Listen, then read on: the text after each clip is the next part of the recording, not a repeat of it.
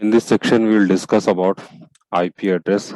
As we have discussed, to form a network, we need the IP address. So what is IP address? It is a logical address assigned to all the devices in the network. So in this example, if you see, we have four computers and all these four computers are having some numbers.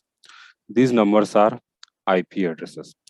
Okay, so it is a logical address. Logical address means we can change this IP address. And what is the use of these IP addresses? It is used to identify the specific device in the network. If you want to identify any device in the network, you will assign the IP address. And this IP address is used to make the communication between the devices here. It is like the mobile number. Mobile phones should have the mobile number for communication. The same way, computers should have the IP address for communication.